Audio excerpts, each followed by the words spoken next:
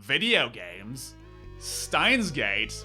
Together at last? You ever wish visual novels were more like actual games? You know, Steins Gate's main inspiration, that was a game. It was an adventure game with a constantly branching storyline where you had to collect items to solve puzzles and basically be aware of everything going on. Whereas the only gameplay in Steins Gate is the puzzle where you figure out you need to look up a walkthrough to follow the insanely convoluted series of very specific text messages needed to get to the true ending. Where is all the games? Well, here, apparently, 2 Steins Gate games, not the really obscure Dojin fan disc I bought one time, but actual official games in the style of old adventure games, made exactly for people like me who grew up with a NES and a weirdly misplaced sense of nostalgia for text adventures made almost 20 years before I was born. Yes, I was a hipster when I was 10, get over it, okay?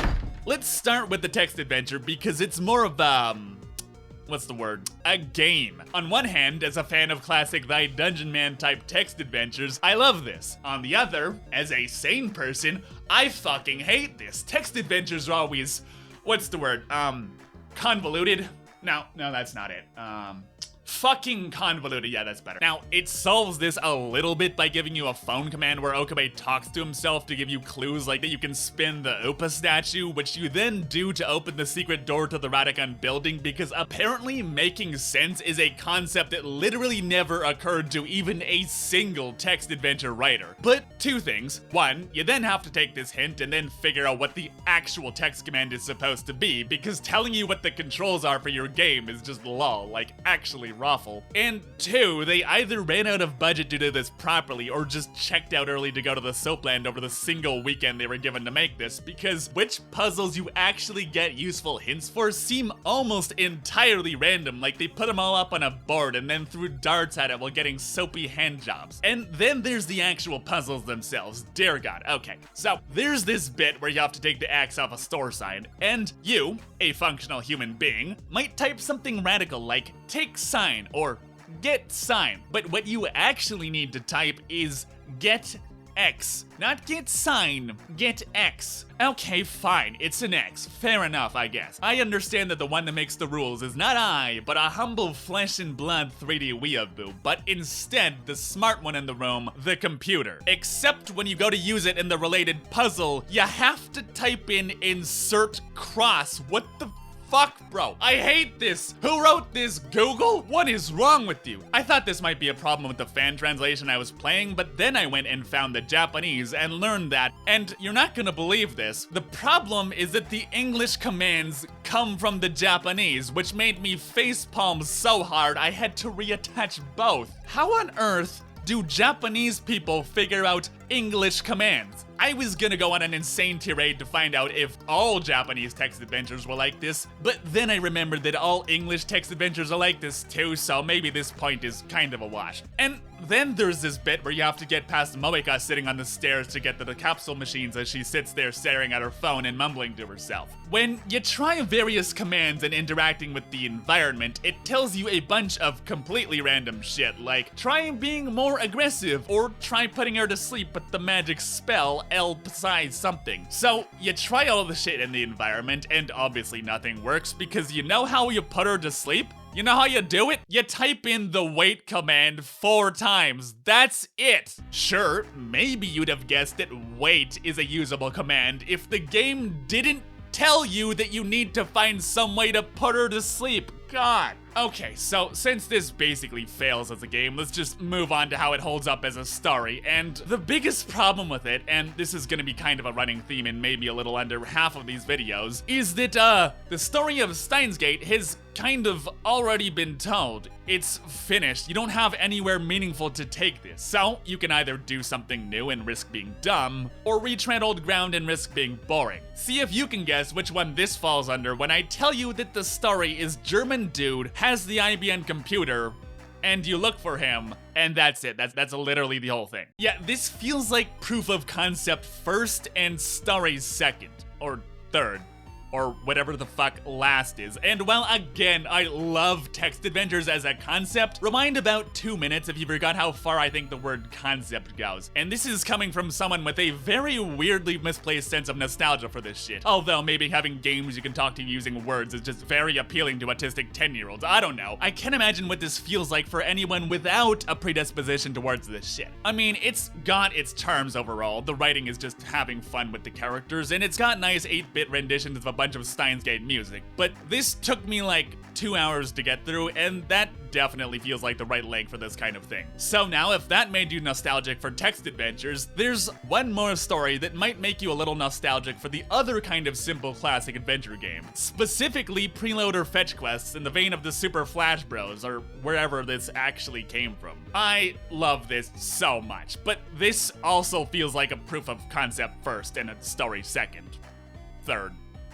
Last. Bro, I can't even tell which one feels more low effort. The text adventure didn't have a story. This one is literally just a speedrun of the original story, but pretending to be a sequel. What do you think, weebs? Which one is less a story? The one without a story, or the one that isn't a story?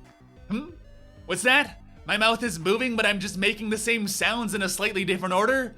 Yeah, that's kind of the problem, isn't it? Again, conceptually, I fucking love this. There's this little Final Fantasy-esque menu that comes up every time you enter a building with a laugh command that is just like the phone command in the text adventure, actually surprisingly relevant to what's going on. You have to use it to convince Fadus that you're the real Ho in Kyoma, and what comes out is this hyper-compressed voice track that will probably remind you of Kafka just a little bit. Hilarious! I love this. This is so fucking cool. So, which pointless proof of concept game is better? Well, let's put it this way. In one, Okabe puts his head between Kurisu's legs. In the other, we find Kurisu's bag and discover all the dojins she's been hoarding. So point one for 8-bit adventure. Oh dear god, they have exactly the same name. Okay, let's call these the text adventure and Untitled Ness Steins Gate adventure game. Well, that's only half true. The text adventure also has a real title that it doesn't really use, so fuck it, it's the text adventure. So point two for Untitled Ness Steins Gate game is that it is significantly less convoluted. It has you walk around Akihabara and actually, GESP restricts where you can go to what's actually meaningful to the story, so you're not just wandering around aimlessly. Which technically the text adventure does too, but this is go to a place and press a button, not go to a place and consult your magic fucking 8-ball to which series of text commands you're supposed to arbitrarily come up with, assuming there's any way to know if you're even at the right location in the first place. The problem though is that the text adventure thing does at least kind of require some thinking, whereas there's really only so far go to a place and press A can get you. Like, sure, there's a menu of commands to select. Again, Kefka laugh is literally a command. I cannot stress enough how fucking awesome that is. But other than the 2 times you have to deduce that you need to laugh, there's not really much in the way of anything you would call a puzzle. Oh, okay, you need to get an item. Then you get the item and press the A button to use it in a place once, and then literally never again. I mean, there's got to be some middle ground between almost 0 brain power and 5 infinity stones, guys. Like, there's so little choice actually involved in the tiny amount of gameplay here that it starts relying on the gameplay it does have as a crutch. Once the concept of time leaping gets introduced, it makes you do this like 6 times in the span of about 15 minutes because technically this involves some thinking, except not only is it really obvious every single time, this is just go to a place and press A again. There is that one time it randomly game overs you right before the end if you don't use this one item at exactly the right time, and while this should be relatively obvious when to use it, there's no save function, so if you miss this, you have to start all the way back at the beginning of the game. You just couldn't fucking resist, could you? Yes, because if there's one thing we all missed from these classic games, it's the sheer amount they enjoyed dicking you around like a stallion in Heat. Okay, so you might get the idea that I actually kind of hate both of these games, but that's not true. See, I absolutely love both of these games in concept. For those of you keen listeners, you might notice that that does not at all mean that I love these games, but the even keener listeners in the audience might also remember that I mentioned that this feels like a concept first and a game second. Third. last, whatever. Neither of these should take you more than like 2 hours to play through. If they do, you screwed up someone. I don't know where, maybe at the abortion clinic before you were born, but basically they aren't substantial enough to be considered as anything more than concept. So that's why I love them.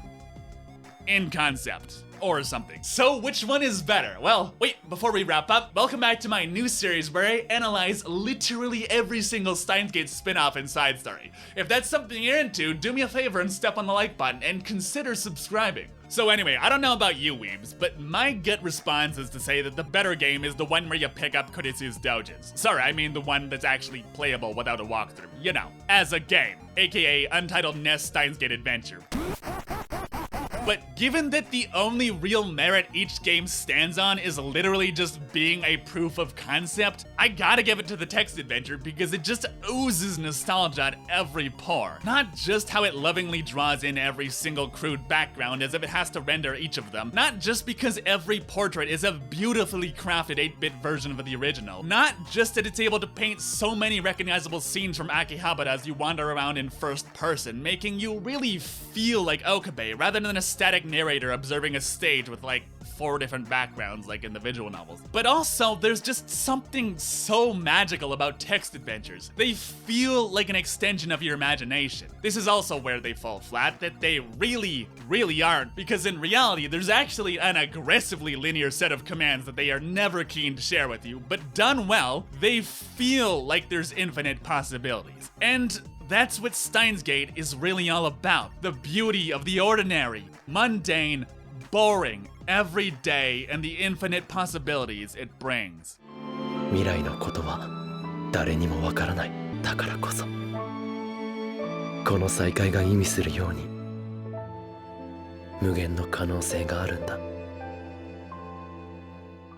Two more things before we go. One, you know how I said the text adventure has no story? Well, you're not gonna believe this, but they somehow still managed to turn it into a manga adaptation, which we'll be talking about next week alongside the Hello Kitty visual novel. Sorry, what? And two, well, we're probably never getting an actual spin-off. I did literally become the world's greatest Rhinet Battlers player. Yes, it is a real game, and it is so much cooler and so much more fun than you're actually thinking. And you can check out that video right here. As always, thank you so much for your time, friends, and I will see you in the next video.